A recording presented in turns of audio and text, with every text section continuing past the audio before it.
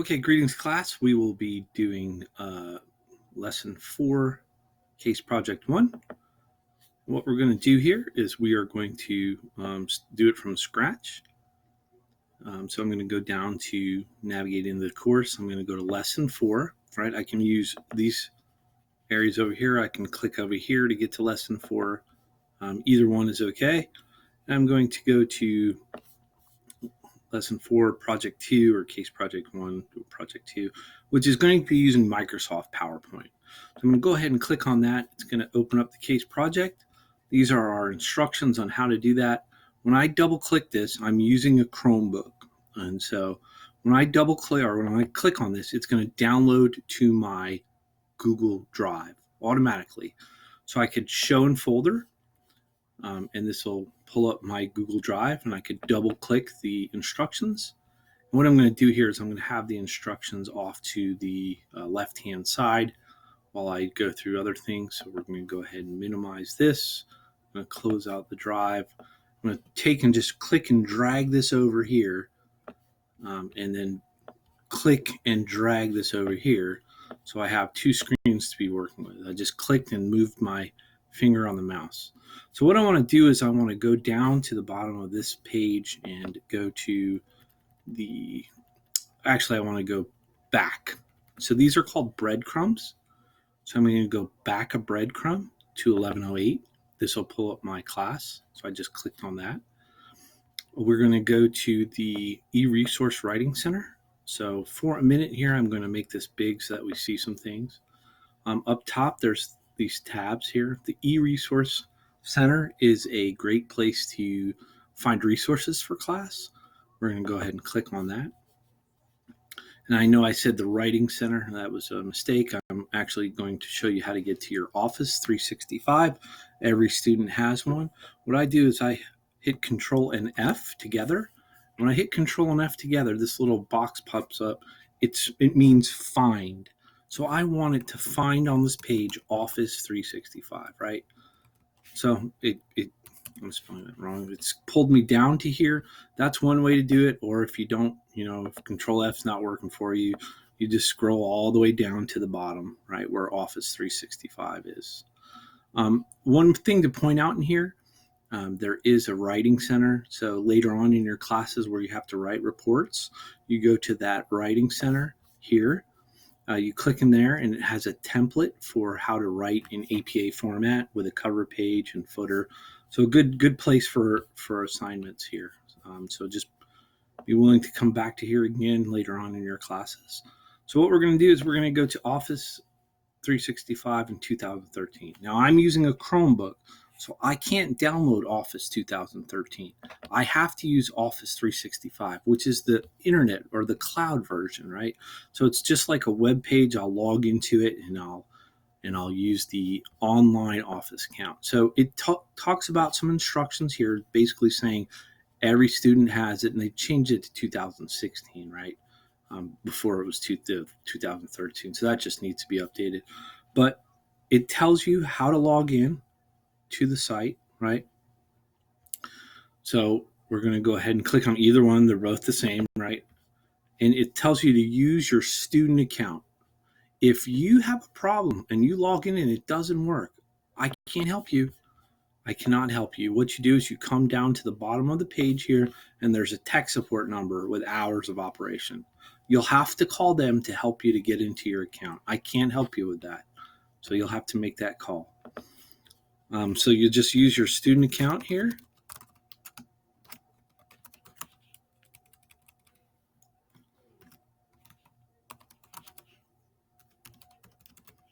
In the format of email, not just your username, but your full email address. So this ADFX stands for Active Directory Federation Services. That means that it's passing to the school resource now to authenticate my username in a directory called Active Directory. So it's going to verify that I am, in fact, a student or faculty member of this organization. It takes a minute to get logged into. And remember that we're doing a PowerPoint here.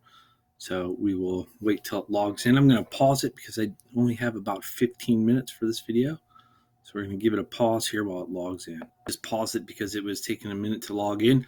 It asked me if I want to stay signed in. That's up to you. I'm going to select no, but you can stay signed in if you want. And every time you use your Chromebook, you can come back to here. So here is Office 365. Here's all the features that it has. Remember that OneDrive is just a storage. That is kind of like your Google Drive. OneDrive, you could just store things in. You've done your Word project already, so now we're going into PowerPoint. So we just simply click on PowerPoint, and we're going to make a new blank presentation. And now what I'm going to do is I'm going to snap this over to the left-hand side while I have the instructions on the right-hand side. So I'm just going to click and drag this over here. We're going to get this cleaned up a little bit. Okay. So here is our instructions. Here is our PowerPoint. We'll go ahead and get started. And at times I'm going to go ahead and move back and forth. But what I'll probably do here is I'll print these out so I could go step by step without going back and forth and being distracted. So we'll go ahead and get started. The first thing says open a PowerPoint presentation, create a new presentation based on a standard template. Save the presentation as last name, first name, PowerPoint. So that is your last name, your first name, your PowerPoint. So we're going to go ahead and file. We're going to save as, or save a copy, right? And it wants us to name our presentation. So we're going to go ahead and do that.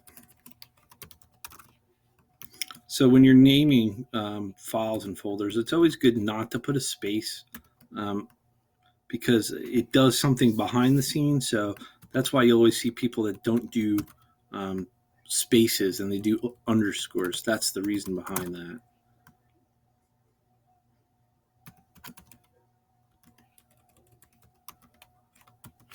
So it asks where I want to save it. It says Danish Spelling Documents. I'm going to save to another folder. And what I'll probably do here is save it to my Google Drive if I can, or I'll save to the OneDrive here. So we'll just give it a minute.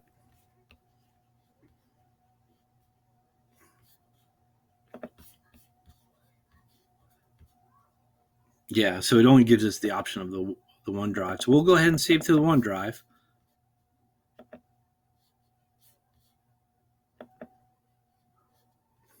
Give it just one moment here.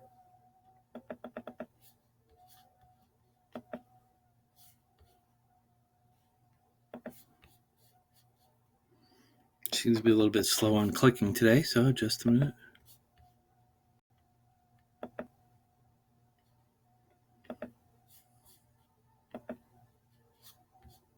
About that class, what happened was you have to save it in that certain document. So I'm going to go back and do that again.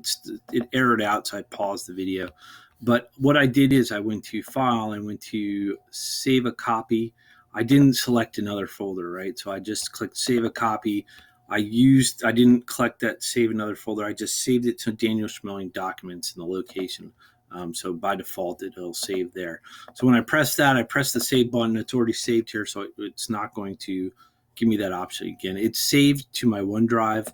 And what I did was I minimized this. Remember, we have some things open here below. If you're following along with me, I opened it back up. And this was our OneDrive, right? This is not that third tab, right? I have the instructions, the PowerPoint that I just saved in this third tab. So I opened that up. I clicked here on the 9 dots here to go back to OneDrive. I wanted to verify that my project actually saved in OneDrive. So when I did that, I looked here. Here's the naming of it. And here's that PowerPoint presentation. So I'm good to go. It's in my OneDrive. And so now what I'm going to do is I'm going to go ahead and start this project. So I'm going to go back and open up the PowerPoint, and we're going to begin with step 1 here, or step 2. Step 2 is change the variant to use an appealing background. So this means your choice, anything you want to do. The old one used to say a wood grain variant. That is not you do not have to do that. You can if you want to. That's fine. But I'm going to show you how to change the variant here. To change the variant, you just click on this design up here. And these are the variants right here. You could extend that out if you want to see different variants. So any of those is okay. Again, it's up to you. So I've changed to the variants. And then it has me pick one. I'll make this larger here. So I could pick any of these designers if I want. It doesn't matter. So it's completely up to you. I selected variant 3. And so actually variant 3 is probably a little bit too dark. So let's look at one of these variants.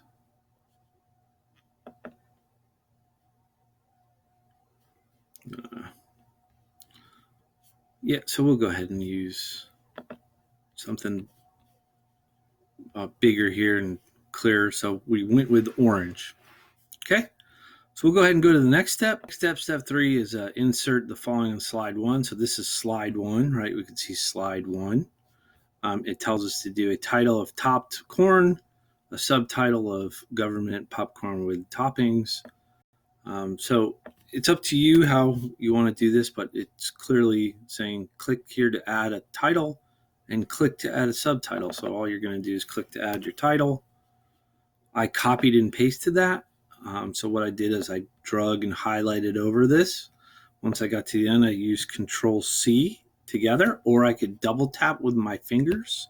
When I double tap with my fingers, both fingers together, I get an option to copy, and I could paste that. So we just want to make sure that it's clear to us. It's not small, right? We may want to resize it so it's actually can be read. So I could just do the same way. I could highlight it, and then I could change the font here to make it a little bit bigger so it's present. And I'm not sure, it didn't want to change for me. It's coming back to 5. Yeah, so let's fix it over here.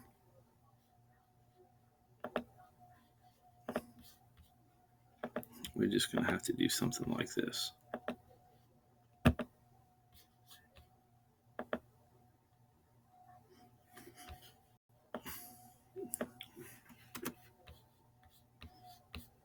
Let's take a look at that. What I did is I put it in the presentation mode to see if the size of that is just being silly with me or not. So that's not going to be able to be used. So just give me 1 second here and I'll clean that up. So I'm going to go ahead and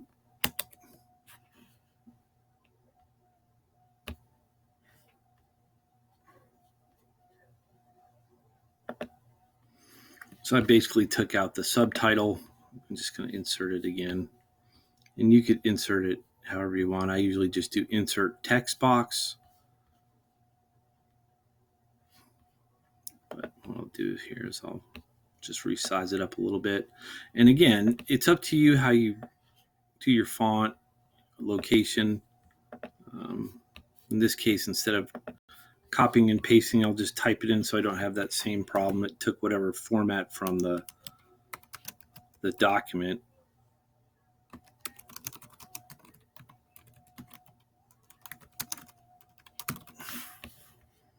And sometimes that happens where formatting is just horrible and you got to fight with it and you end up just deleting it and just typing it in yourself. That can happen. So I wanted to give you that example there. You could change the color. It's completely up to you. You could change the side. It's a simple highlight. And you could change the font color here. So it's up to you. The last step in this step 3 here is we're going to go to insert. We're going to insert a picture, and it wants us to search the web. So you definitely have to be connected to the network right now. Of course we are, because we're using our online device. But if you're not, if you're following along, you're not using a Google Drive and you're using PowerPoint and you're not online, then you may not get this. You may have to connect before you do your connection there. So we'll just change that to be the same color. And again, if you want to drag stuff over, you drag the box, right?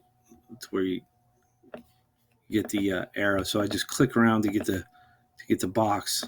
I drag the box around. So we are going to insert a picture. The picture is going to be from Bing, and it wants us to search popcorn.